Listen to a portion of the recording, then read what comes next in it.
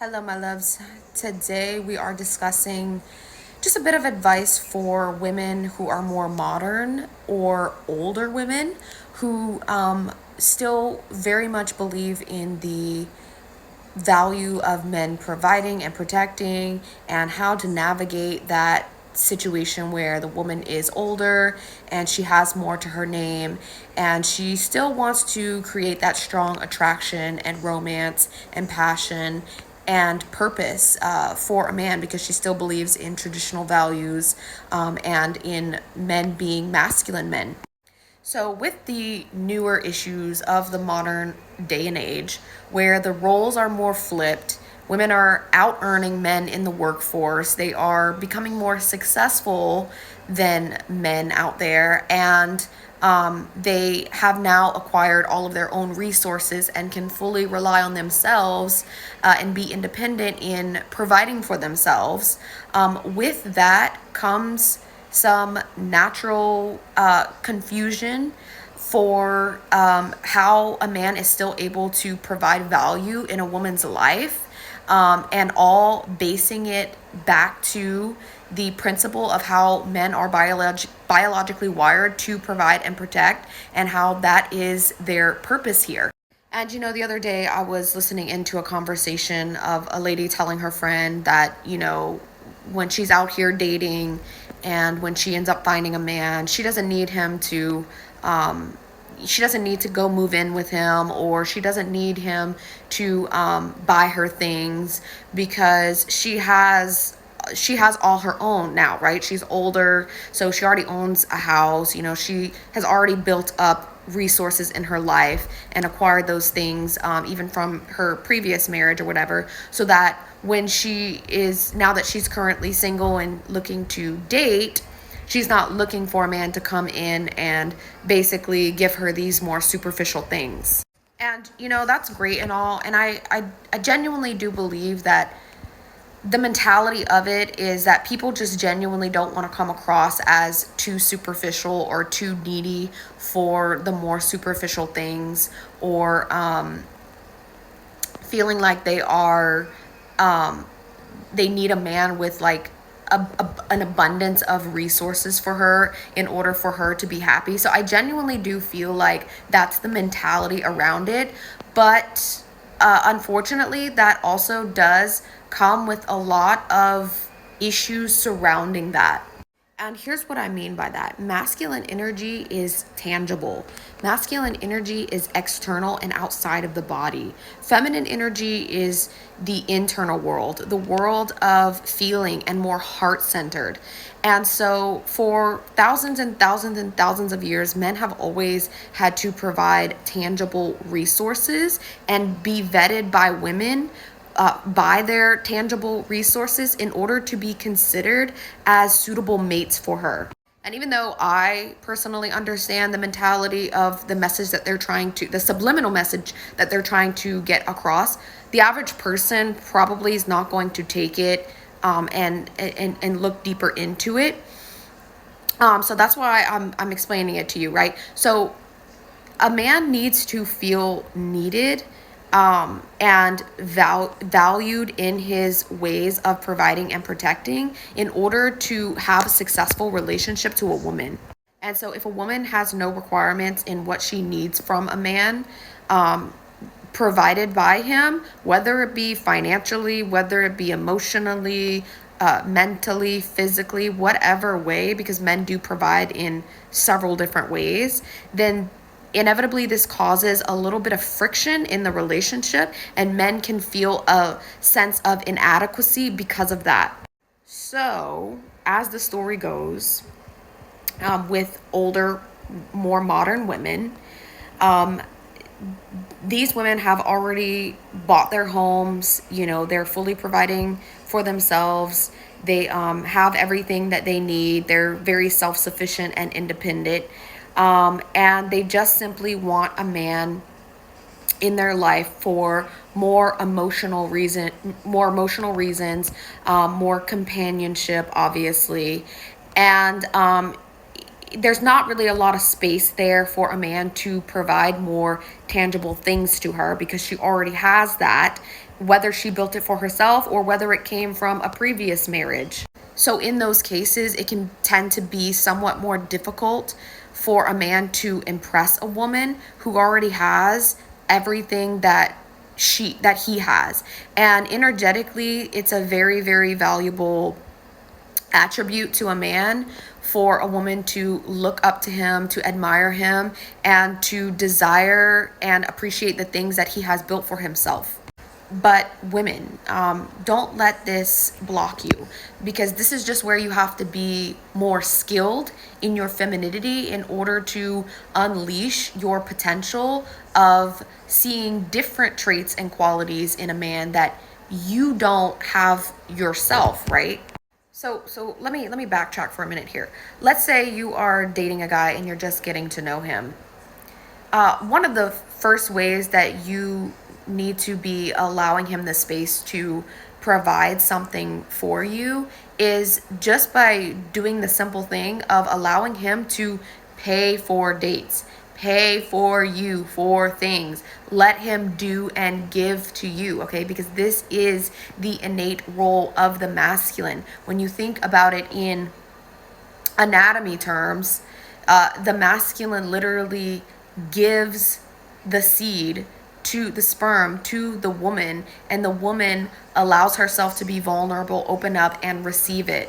So women really have to allow the space for the man to do and provide things for you without feeling so guilty for receiving it, or feeling guilty that you let a man pay for you. I don't care if you pay all your bills every single month. I don't care if you make $200,000 a year, because it really is that simple of allowing men to gift you the luxury of providing even simple meals for you. Actually, it's a scientific fact that men who provide women with meat are actually considered to be more mate worthy in the woman's eyes. This has been proved through several studies that women actually do look at men who provide them with meat and meals as a more worthy mate choice. This is evolutionary, okay, babe? So in the next way that you can allow a man to provide for you, even though you're older, you're more modern, you have all your own things, you pay all your own bills, you got it, girl, is to allow yourself to rely on him emotionally. Relying on a man emotionally is also another way that a man can feel like he is a special person in your life, right? He feels like he's on a pedestal compared to everyone else in your life, right? Relying on a man emotionally is also going to help you feel more connected to him. So when you're having a problem at work, or you're having a problem with your sister, or you're having a problem with your mother, right? That you rely on him emotionally to just give you that space to vent your frustrations, be yourself, release whatever it is that you're feeling. And that ultimately helps bring you closer together. Now, I'm not saying go into a date and just start trauma dumping onto a man or start crying on your dates, right?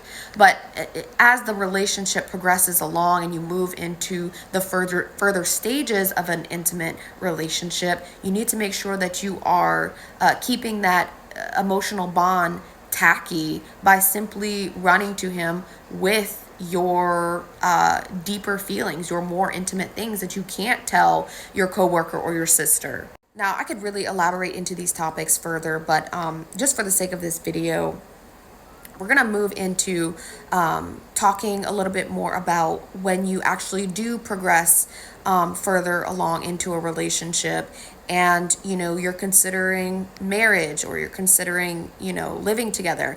Now, I do not ever advocate for living together before you're married, but I realize that that's a very, very common thing that most people are doing. They're moving in together before they are in a situationship and they're moving in together, okay?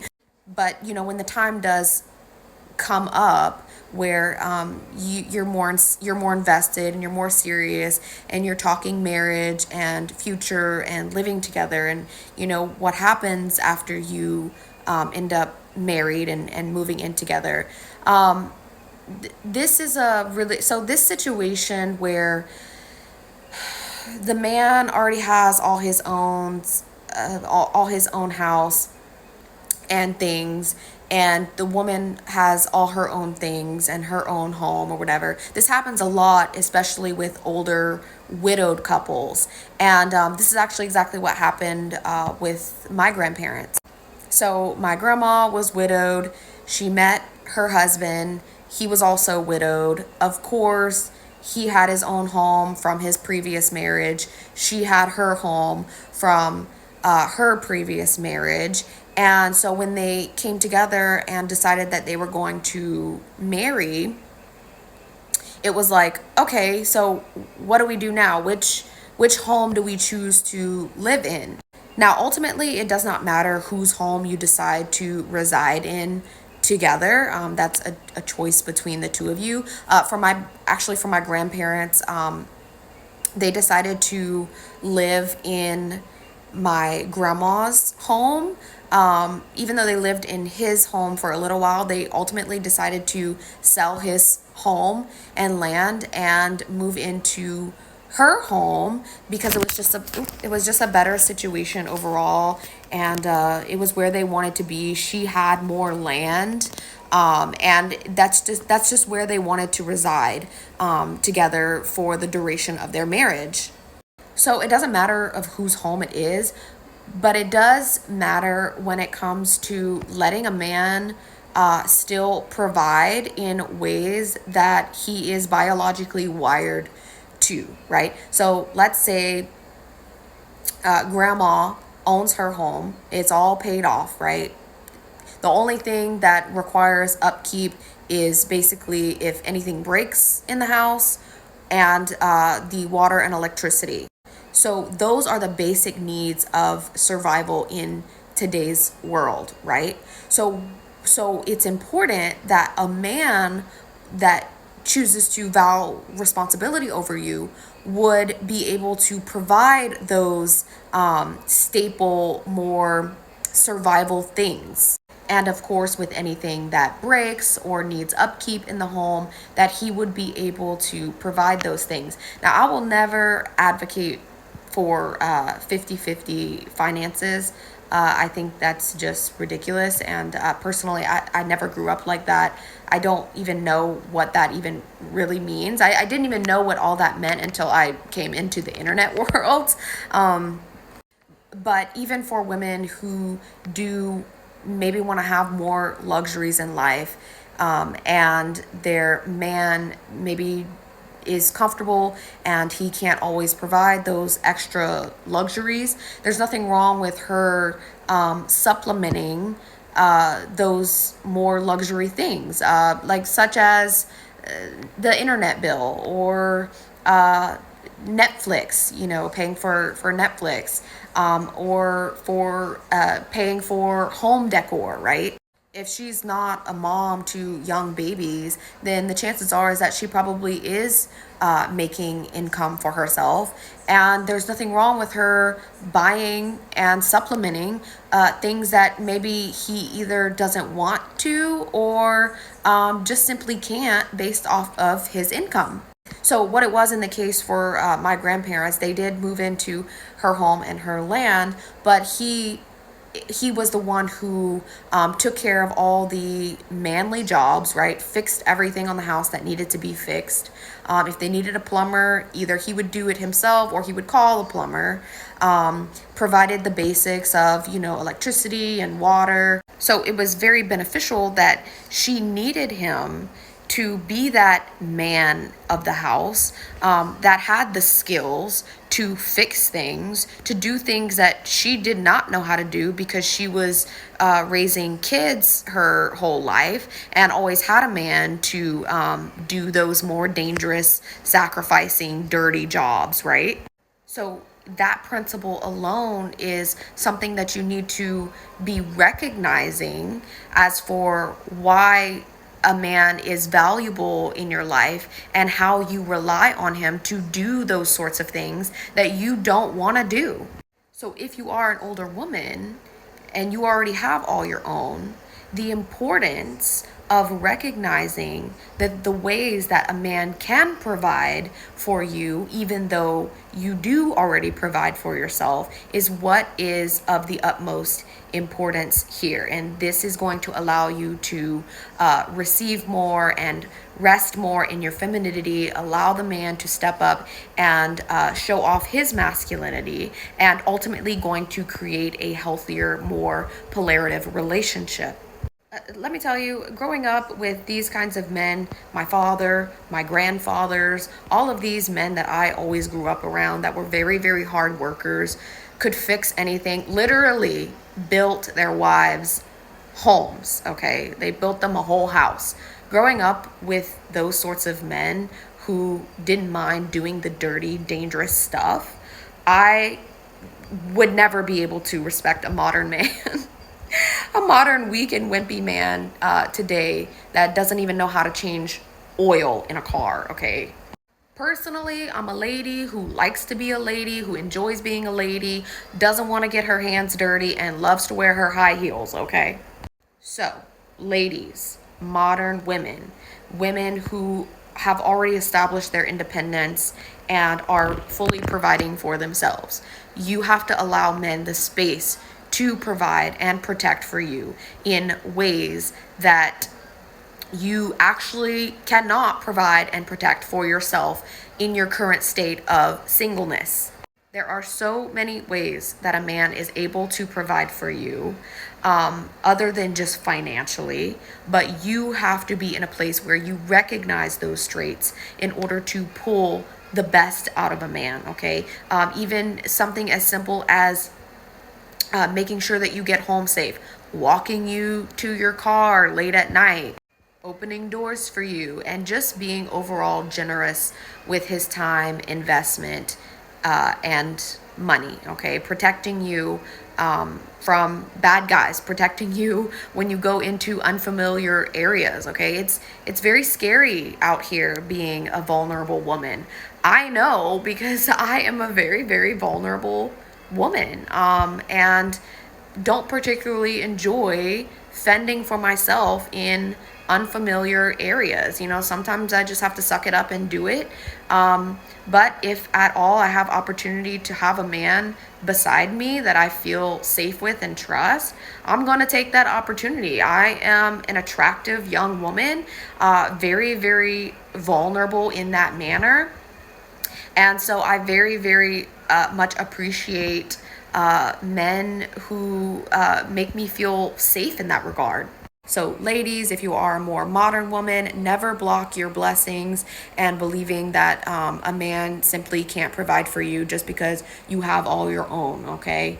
I talk a little bit more about this in the WIFEY dating playbook. There is a ton of high value knowledge in that dating playbook. It is about 30 pages long, a lot of great information for women who are out there dating and just trying to understand the world of men and how to be the best version of yourself in becoming a wife that a man would just desire and die to marry, right? So check out the WIFEY dating playbook.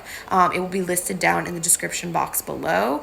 And yeah, let me know if you guys have any suggestions for a future video. I will talk to you guys soon. Love you.